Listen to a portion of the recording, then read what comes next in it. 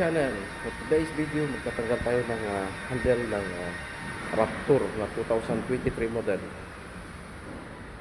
So, ang atin tatanggalin ngayon ay handle at saka yung mirror. So, papakita ko sa inyo yung sasakyan natin tatanggalin na Raptor. So, yan yung sasakyan natin tatanggalin. Yan, Raptor.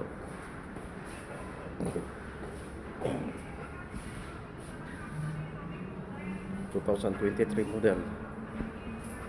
So, babaklasin natin yung handle at saka yung mirror. So, una, tatanggalin natin ito. Dyan. So, may nakita ako sa YouTube na kung paano nila tinanggal yung handle. So, ito ipapakita ko sa inyo kung paano ang madaling magtanggal nito. Kasi ito, pag hindi mo alam yung pagtanggal, ay mahirapan kang maibalik nito. So yun, nagtanggal na tayo ng isang modelo na 2020 model na Raptor. So ito naman is 2023. So magkaiba siya. Kasi yung tinanggal natin is buo yung handle, yung pinakaano niya, tinanggal natin sa loob.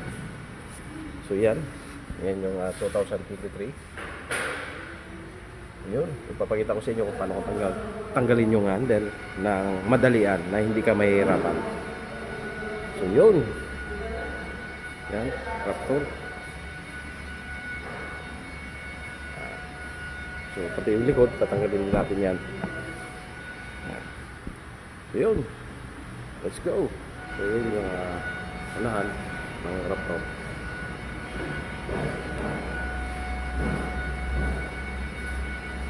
So ito hindi na pinatanggal ng customer. Yan, bali handle lang tatanggalin natin, tsaka yung mirror. Yun. So yun, kung bago kayo sa aking YouTube channel, huwag niyo pong kalimutan like, share at pakisubscribe. At huwag kalimutan pindutin yung notification bell para updated kayo sa aking mga sunod pang videos. So guys, let's go. So una, tanggalin natin itong takip ng handle ng mga tornilyo. Tanggalin natin yung takip. Sikotin mo lang to, hinahin mo lang to. So, bali may dalawang clips lang siya. Tanggalin natin. So mayroon siyang tornilyo na dalawa. So patanggalin natin to, size 7.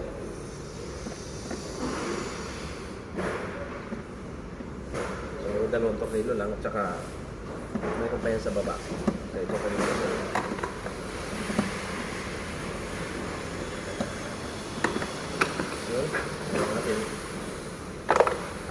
So 7mm.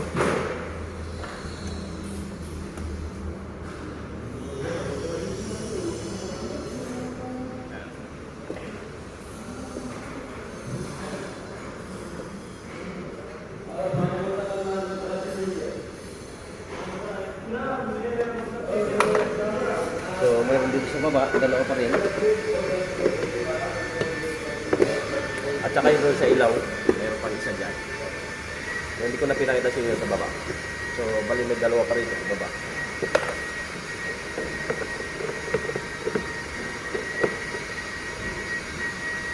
Yan.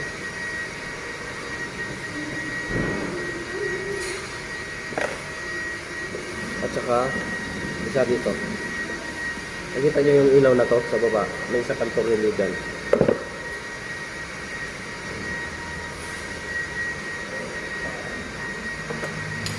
Yun.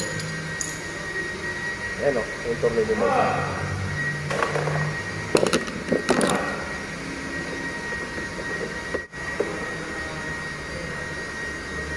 Ayan. City. 7mm, gagamit ka na 7mm para sa ito. Tapos, lagi, yun. So, matatanggal na natin itong sideways. So, ang gagawin natin dito ay sisikotin natin.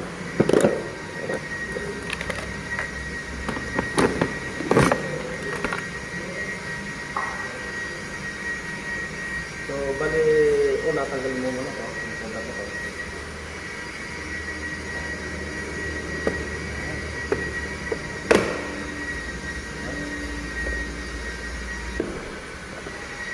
So meron pa isang tornilyo dito.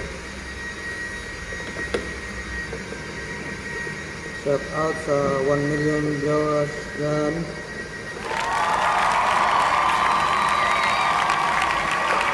Ayun, bali, limang tornilyo yung ating pagkakas dito sa sides na sa unahan. So, hilahin na natin.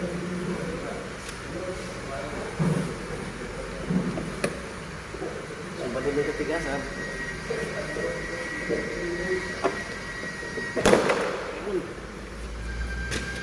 Yan, hila natin. So, ito yung loob niya.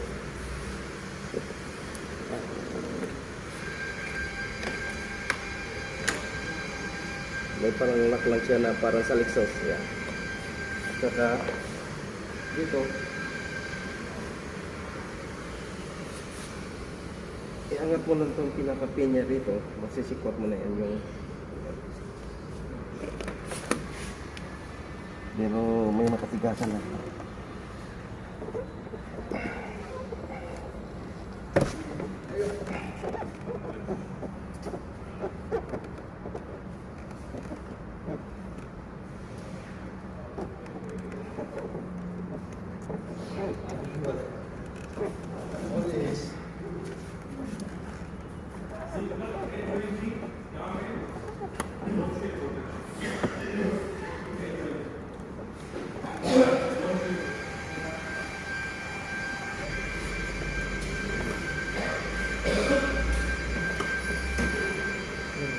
So ito na yun.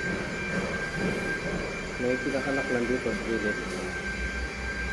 Ikutin mo lang yan. Matatanggal mo na yan.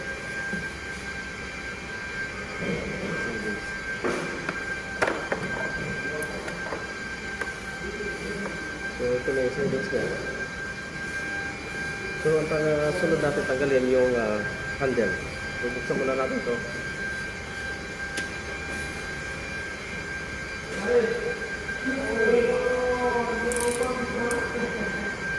So balik may wire dito. So tatanggalin yung wire. Sakot niya. Para mahugot niyo yung handle.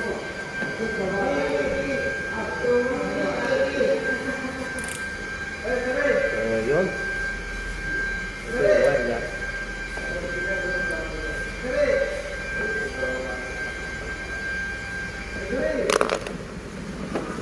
So ito yung wire. So tanggalin natin sa sako.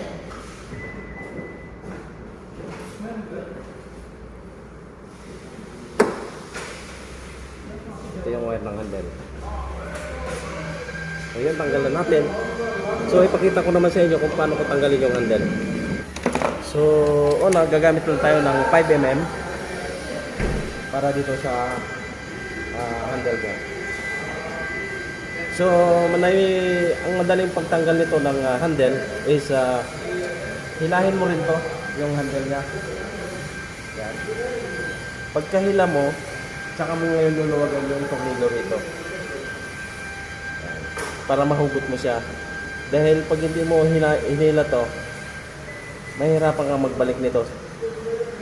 Dahil marami kang susungkitin dyan sa loob para malang maibalik mo to. So ang madaling proseso, hilahin mo lang siya. Yun, hila lang. Saka mo luluwagan dito. So, gamit ko ng socket. So, hilahin mo to. Saka luluwagan. Hanggang sa dulo niya.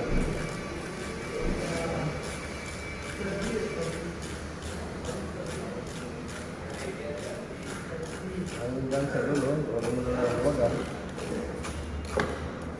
So yun, tanggalan natin yung handle niya. So yun. So ganun din ang pagbalik nito. Isok-sok mo lang din siya. Ipakita ko sa inyo. Yan. So itulak mo lang siya. Parang ang nagtatanggal nito ng sa GMC. So ganun din.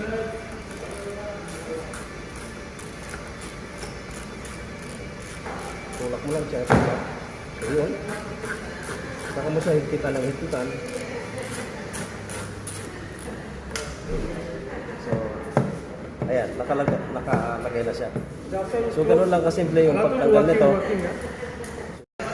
So yun, ang susunod natin tatanggalin yung meron naman. So, yan yung meron niya. So, bali dalawang tornilyo. Tatlo. So, ito, isa pa rito. So, gagamit lang tayo ng gis. Date yan, pwede na yan. Tatanggalan natin yung meron. So, una, tanggalin muna natin ito sa akin. Tsaka yung sa camera.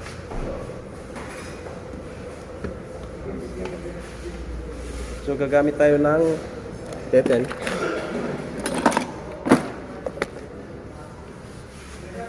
Yan.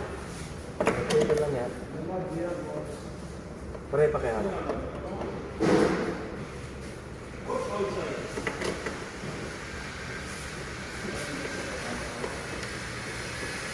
Yan, gamit lang tayo ng teten.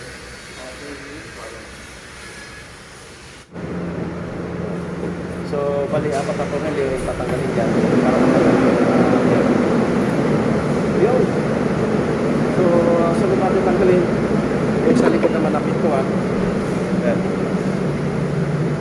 Yan.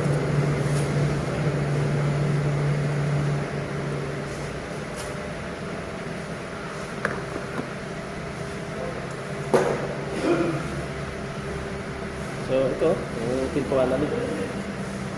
Hindi ko napituhan naman ang tanggal natin. So, ganun din ang proseso nito. Gagamit ka din ng 5mm. So, luwagan mo lang yung tornilyo dito sa loob.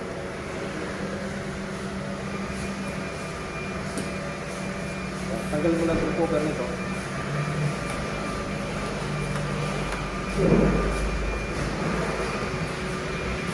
Tanggalin mo yung cover niya.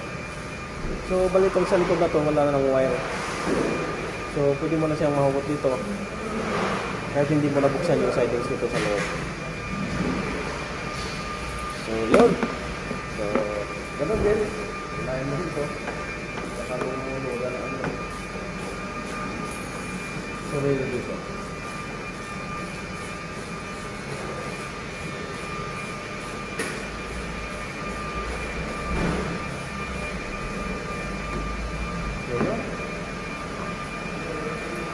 Yan, tanggalan natin yung handle. So, Raptor na 2023 model. Ito yung handle yan. So, yun, thank you so much. Sa mga baguhan, sa mga